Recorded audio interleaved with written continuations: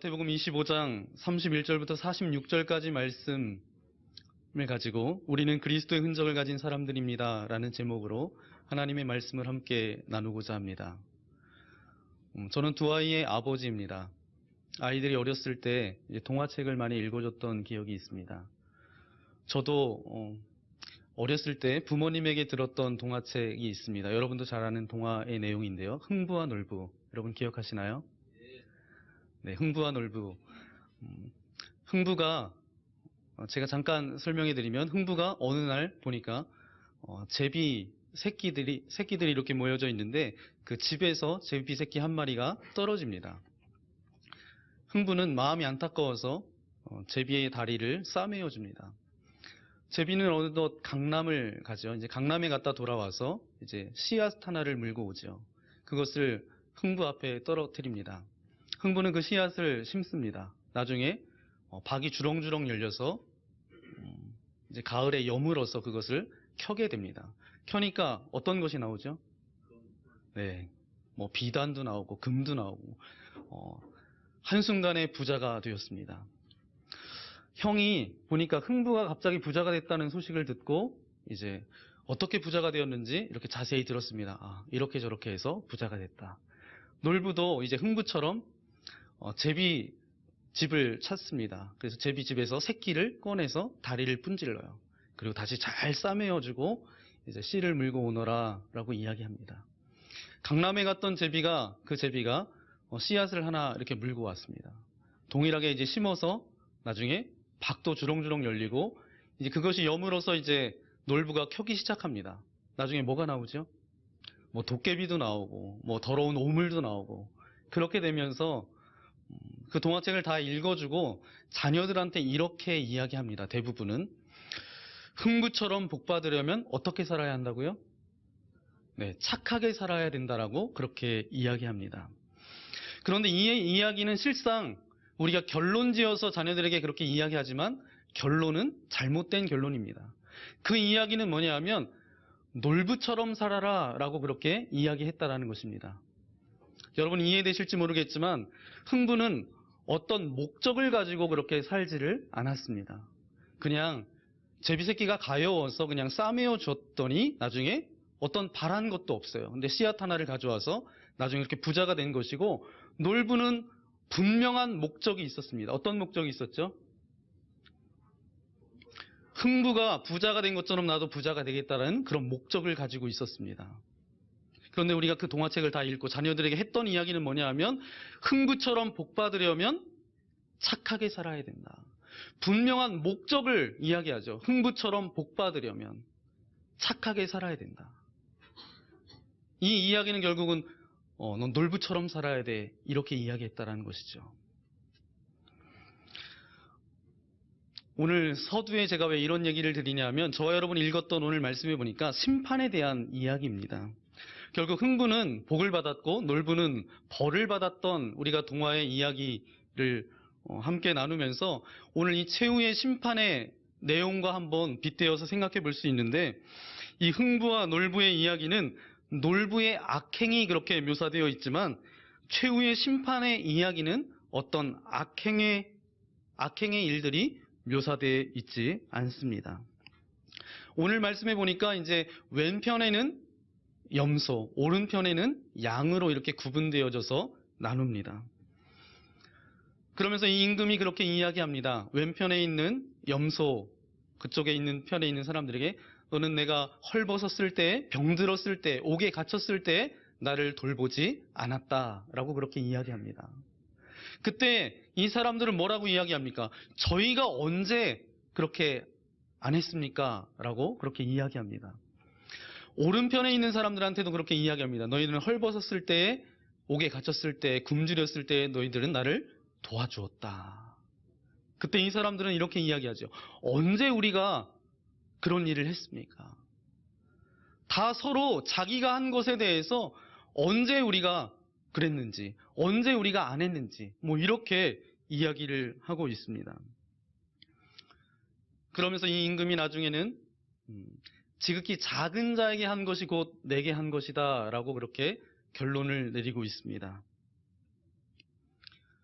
저와 여러분은 어떤 삶을 살아가고 계십니까? 왼편에 있는 염소와 같은 삶을 살아가고 계십니까? 아니면 오른편에 양과 같은 그쪽 편에 있는 삶을 살아가고 계십니까?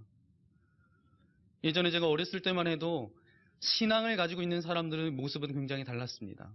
직장에 다녀도 늦게까지 남아서 일했던 분들이 신앙인들이었습니다. 그리고 좀 바보스럽게 여겨졌던 사람들이 신앙을 가지고 있었던 사람들입니다. 그런데 요즘은 어떻죠? 제가 오늘과 같은 이런 예배의 자리에 대전에 있을 때도 이렇게 화장품 방판하는 한 200명의 계신 그런 직원들이 있는 곳에서 예배 드릴 때가 있었습니다. 그래서 기독교인 하면 여러분 어떻게 생각하시냐고 제가 질문을 드렸어요. 그랬더니 말 잘하는 사람, 두 번째는 굉장히 자기의 유익을 위해서 약삭빠르다라는 거예요. 제가 어렸을 때만 해도 그럼 그 어렸을 때 봤던 신앙인의 모습과 지금 신앙을 가지고 살아가는 사람의 모습이 다르다라는 건데 그럼 왜 이렇게 달라졌을까? 여러분은 어떤 편에 계십니까? 정말 그리스도인으로 이 땅 가운데 살아가고 계십니까? 아니면 그리스도인이지만 그리스도인답지 못하게 살아가고 있지는 않습니까? 어떤 사람이 책상에 사람 인자 5개를 이렇게 써놓았대요. 사람 인자 아시죠, 여러분? 한자로. 나중에 어떤 친구가 와서 이게 뭐냐 물어봤대요. 그 친구가 이렇게 이야기하더랍니다. 사람이면 다 사람이냐? 사람이 사람다워야 사람이지. 전 그리스도인도 마찬가지라고 생각합니다. 단순히 교회만 다니고 내가 기도하고 말씀을 읽고 그렇게 살아가는 사람이 그리스도인이 아니라 그리스도인은 정말 자기의 삶 가운데 하나님께서 불러주신 그 부름의 사명을 위해서 달려나아가는 사람이 그리스도인이라고 그렇게 생각이 됩니다. 저는 목회를 하고 있습니다. 목사입니다. 저의 목회 철학은 그것입니다.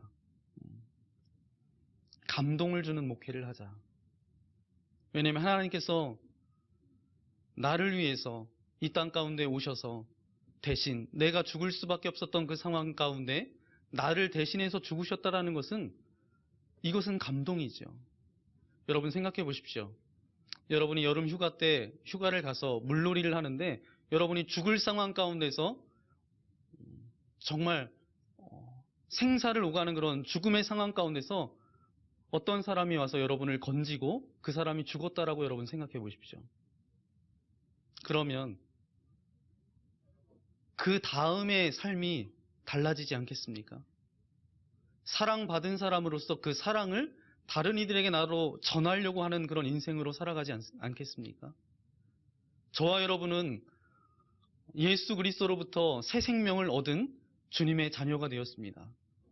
특별히 우리가 사순절을 보내고 있는데 이 사순절은 교회의 절기이기도 하지만 단순히 그냥 흘러가는 시간이 아니라 예수님께서 나를 위해서 이 땅 가운데 오셔서 고통받으시고 조롱받으시고 채찍 당하시고 했던 그 모든 고난을 기억하며 그리스도의 사랑을 다시 한번 내 속에 채우는 시간이 이 사순절의 기간인 줄 분명히 믿습니다. 저는 저와 여러분의 삶이 껍데기만을 가지고 있는 그런 신앙이 아니라 그 가운데 그리스도인으로 여러분의 삶의 자리에서 최선을 다해 나아가는 그런 저와 여러분 되시기를 예수님의 이름으로 간절히 축원합니다. 그 사람을 3가지 유형으로 구분을 하더라고요. 개미형, 거미형, 나비형. 3종류로 구분하는데 개미형 인간이 있습니다. 개미형 인간은 개미는 어떻죠? 네. 게으른 자들에게 개미에게 가서 배우라고 뭐 성경에도 그렇게 기록하고 있는데 개미는 열심히 일합니다. 열심히 일해요. 열심히 일합니다. 왜 열심히 일하죠?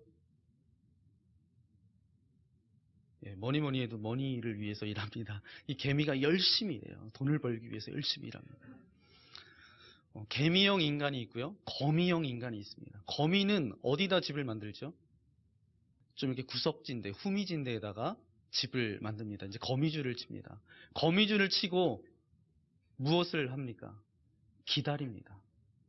먹잇감이 걸릴 수 있도록 그 시간을 두고 기다립니다. 인생을 쭉 살아가면서 이제 난 할 만큼 일했어. 그러면서 이제 일에 대한 그런 보상으로 나는 이제 누릴 만큼 누려야 돼. 그래서 거미줄을 쳐놓고 그 다음을 누리려고 합니다. 그런데 개미형 인간은 거미가 되려고 합니다. 열심히 일해서 나중에 거미처럼 거미줄을 쳐놓고 이제 뭔가 걸리면 그것을 받아 살아가려고 하는 거미형 인간을 추구합니다. 세 번째 유형은 나비형 인간입니다. 나비는 어떻습니까? 나비는 꽃을 찾아갑니다. 이 꽃을 찾아가고 젖꽃을 찾아갑니다. 그런데 나비가 지나간 흔적 가운데는 무엇이 남습니까? 네. 나비가 화분을 묻혀서 또 다른 곳으로 가면 거기에 수정이 일어나서 열매를 맺게 됩니다. 그런데 나비가 그렇게 열매를 맺으려고 그렇게 다니나요? 나비는 나비의 삶을 살아갑니다. 나비는 꽃을 찾아서 꿀을 얻기 위해서 그렇게 나아가죠.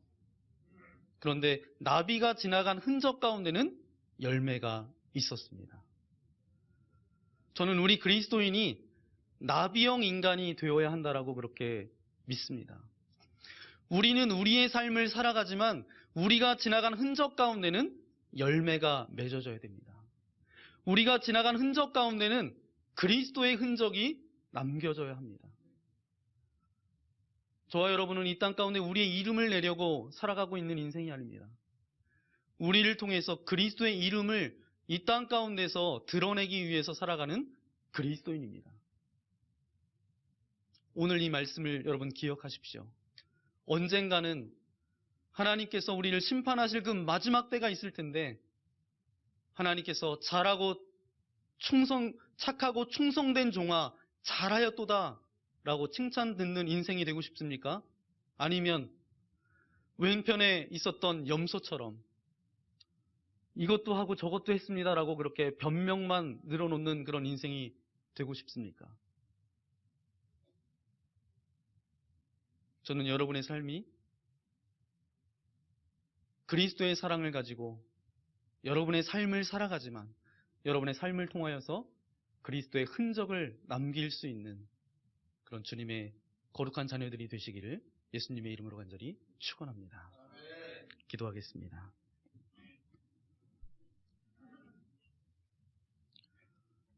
거룩하신 아버지 하나님 감사합니다. 저희들을 사랑하여 주셔서 주님의 자녀 삼아주신 주님 감사합니다. 죽을 수밖에 없었던 저희를 대신해서 하나밖에 없는 독생자 예수 그리스도를 우리 가운데 보내주셔서 십자가에서 죽으시고 고난받으시고 조롱과 채찍받으시고 온갖 수모당하셨던 그 예수님의 사랑을 기억합니다. 이제 사랑받은 자로서 내 이름을 이 땅 가운데서 내는 인생이 아니라 왼편에 있었던 염소와 같은 그런 인생이 아니라